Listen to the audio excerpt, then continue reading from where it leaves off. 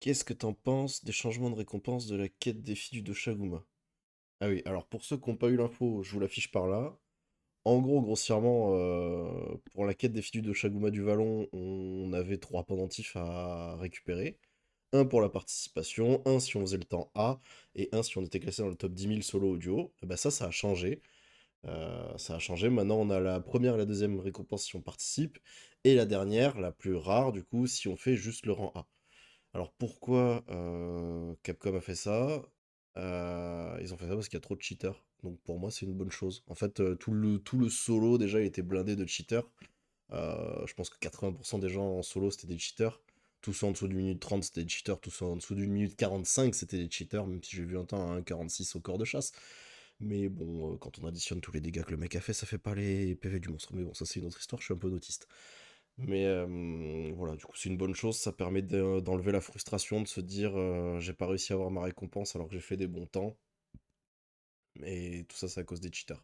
Cheaters ou bug exploit, hein, parce que ça arrive aussi, notamment en duo. Et je crois que c'est possible, je sais pas comment. J'ai vu l'info sur un forum Steam.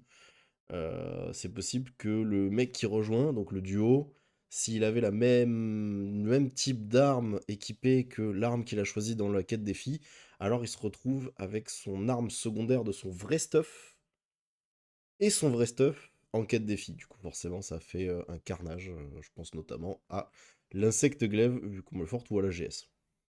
Donc oui, pour moi, c'est une bonne chose. J'espère qu'ils feront la même avec les récompenses du Raidao, parce qu'en fait, les cheaters, ils seront encore là, malheureusement.